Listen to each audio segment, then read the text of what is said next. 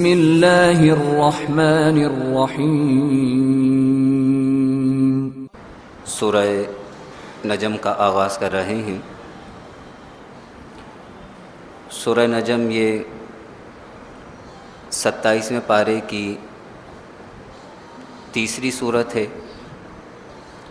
اور قرآن کریم کی ترتیب کے اعتبار سے اس سورت کا نمبر 53 ہے، 53۔ مکی سورت ہے۔ ہجرت سے پہلے مکۃ المکرمہ میں اس کا نزول ہوا۔ یہ وہ پہلی سورت ہے کہ جسے حضور علیہ الصلاۃ والسلام نے کفار مکہ کے سامنے مکمل پڑھ کر سنایا۔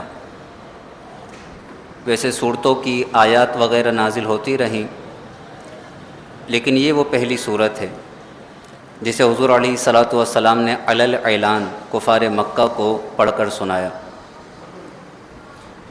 اور اس سورت کی اتنی عظمت تھی کہ جس کافر نے بھی اور جس مسلمان نے بھی، جس انسان نے بھی اور جس جن نے بھی اس سورت کو سنا تو سنتے ہی آخر میں وہ سجدہ ریز ہو گیا۔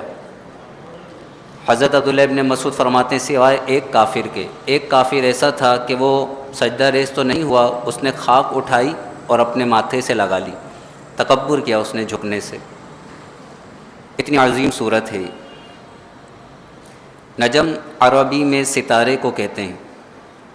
عرب جو ہیں یہ ثریا ستارے کو بھی نجم کہتے ہیں، اور جو عام ستارے ہیں انہیں بھی نجم کہا جاتا ہے۔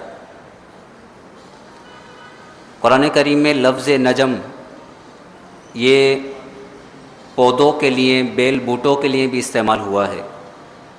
جیسے سورہ رحمان میں انشاءاللہ ہم پہنچیں گے تو وَالنَّجْمُ وَالشَّجَرُ يَسْجُدَانِ، تو وہاں نجم سے مراد ہیں بغیر تنے والے بیل بوٹے، اور شجر سے مراد ہے تناور درخت۔ شجر درخت کو کہتے ہیں جن کے تنے ہوں، اور نجم جن کے تنے نہ ہوں، وہ زمین پر پھیلے ہوئے ہوں، بیل بوٹے پودے، انہیں نجم کہا جاتا ہے۔ قرآن میں یہ لفظ استعمال ہوا ہے۔ اس سورہ مبارکہ کی پہلی آیت میں نجم کی قسم کھائی گئی ہے، ستارے کی قسم کھائی گئی ہے، اسی مناسبت سے اس سورت کا نام نجم رکھا گیا۔ اس میں 62 آیتیں ہیں اور 3 رکوع ہیں۔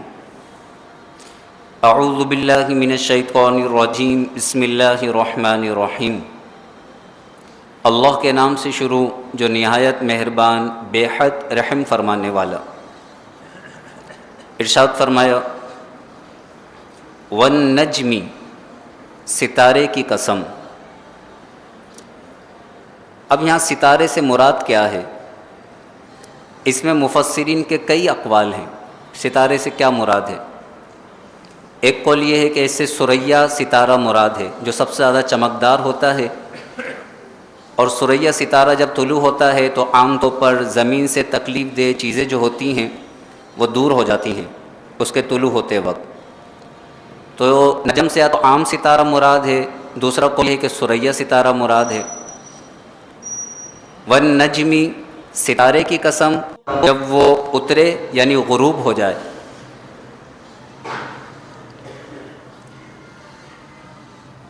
وَالنَّجْمِ اِذَا هَوَى، ستارے کی قسم جب وہ اترے یعنی غروب ہو جائے۔ تیسرا قول یہ ہے کہ یہاں نجم سے مراد، ستارے سے مراد بیل بوٹے ہیں، یعنی وہ پودے کہ جن میں تنا نہیں ہوتا۔ اگر بیل بوٹے مراد ہوں تو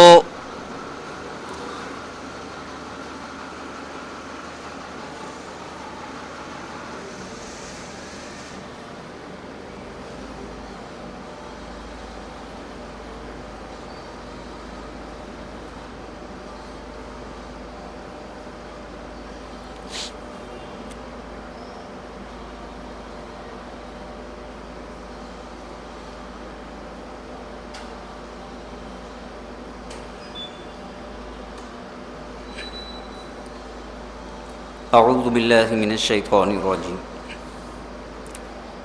تیسرا قول یہ ہے کہ نجم سے مراد بیل بوٹے، بے تنے کے پودے، پھول وغیرہ، بیلیں وغیرہ، اگر وہ مراد ہوں تو پھر اذا ہوا جب وہ اترے سے مراد یہ ہوگا کہ جب وہ زمین پر پھیلیں اور جنبش کریں۔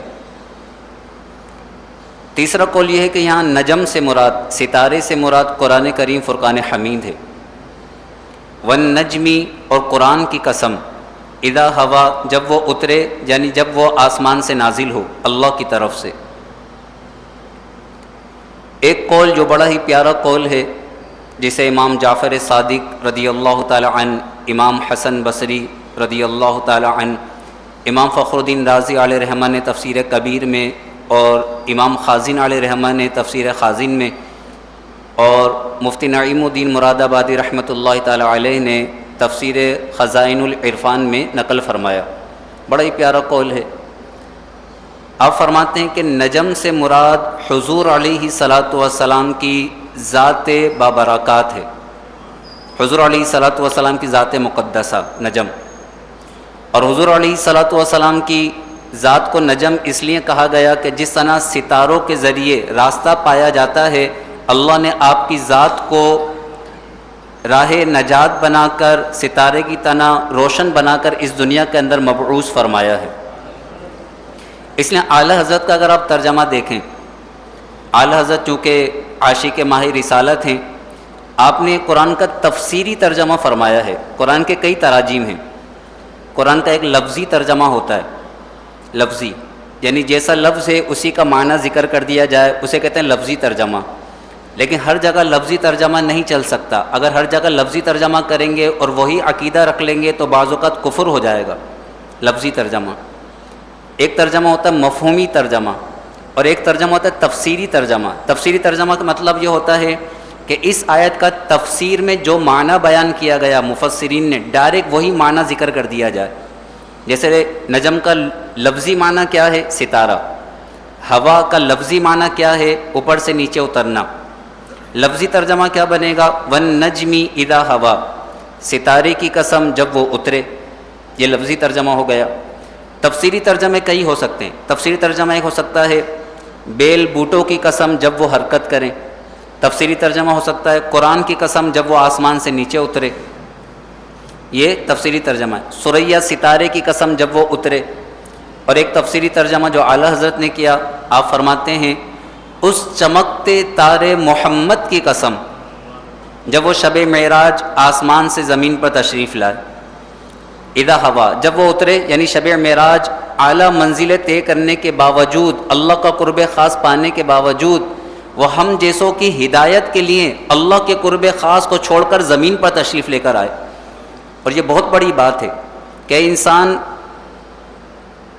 اعلیٰ منزل پر پہنچ کر پھر سب کچھ چھوڑ کر کسی کی محبت میں وہ نیچے آ جائے۔ یہ حضور علیہ صلاۃ والسلام کی خاص محبت ہے ہم گناہ گاروں کے ساتھ، کہ اللہ کے قرب خاص میں پہنچنے کے باوجود آپ واپس تشریف لے کر آ گئے زمین میں۔ نہیں تو حضرت ادریس علیہ صلاۃ والسلام جب آپ جنت میں داخل ہوئے تو پھر آپ جنت میں داخل ہونے کے بعد واپس نہیں نکلے، آپ نے کہا اب میں یہاں سے کہیں نہیں جاتا جنت سے، جنت میں جانے کے بعد۔ لیکن حضور علیہ صلاۃ والسلام جنتوں کی سیر بھی فرمائی، سدرۃ المنتہا سے اوپر بھی تشریف لے گئے، اللہ کے قرب خاص میں پہنچے، راز نیاز کی باتیں ہوئیں، پھر یہ سب کچھ چھوڑ کر آپ زمین پر کس کے لیے تشریف لائے؟ ہم گناہ گاروں کی ہدایت کے لیے۔ اللہ اکبر۔ تو والنجمی، نجم سے مراد حضور علیہ صلاۃ والسلام کی ذات، اور ہوا سے مراد کہ شب معراج آپ آسمان سے زمین پر تشریف لائے۔ والنجمی اذا ہوا، اس چمکتے تارے محمد کی قسم جب شب معراج آسمان سے زمین پر تشریف لائے۔ یہ تفسیری ترجمہ ہے اور بہترین ترجمہ ہے، کیونکہ اگلی جو آیات ہیں وہ اس کے مطابق ہیں۔ اللہ فرماتا ہے ما ضل صاحبکم، تمہارے صاحب نہ بہکے، وما غوا، اور نہ بے راہ چلے۔ ضل کا تعلق ہے دل سے، بہک جانا، یعنی انسان کا دل اگر گمراہ ہو جائے، انسان کا دل بھٹک جائے تو کہا گا لفظ ضل کہا جائے گا۔ اور غوا چلتے ہوئے راستہ بھٹک جانا، غلط راستے پر چل پڑنا۔ حضور علیہ صلاۃ والسلام کے قلب اطہر کو بھی، آپ کے قلب کو بھی اور آپ کے قالب کو بھی اللہ تبارک و تعالی نے ہر قسم کے شر سے، ہر قسم کی بے راہ روی سے، ہر قسم کی گمراہی سے ہمیشہ ہمیشہ کے لیے محفوظ فرمایا. اب معصوم عن الخطا ہیں. اللہ فرماتا ہے ما ضل صاحبکم وما غوا، تمہارے صاحب نہ بہکے اور نہ ہی بے راہ چلے. ان کے دل کے قریب کبھی بھی کوئی گمراہی، کوئی خیال فاسد تک قریب تک نہیں آیا. کوئی خیال فاسد بھی کبھی بھی حضور علیہ السلام کے قلب اطہر کے قریب تک نہیں آیا. اور حضور علیہ السلام ہمیشہ اپنے رب کے سیدھے راستے پر چلتے رہے. آپ سیدھے راستے سے کبھی بھی ادھر ادھر نہیں ہوئے. یاسین والقرآن الحکیم انک لمن المرسلین علی صراط مستقیم. پھر اس میں بڑی پیاری ایک بات ہے، یہ جو میں نے عرض کیا کہ لفظی ترجمہ اور معنوی ترجمہ، ہر جگہ اگر لفظی ترجمہ کیا جائے تو انسان بھٹک جاتا ہے. اب قرآن کی آیت ہے سورہ نجم، ما ضل صاحبکم، تمہارے صاحب نہ بہکے، یعنی ایک آن کے کروڑویں حصے میں بھی ایک ذرے کے کروڑویں حصے کے برابر بھی کبھی بھی ما ضل، کبھی بھی نہیں بہکے.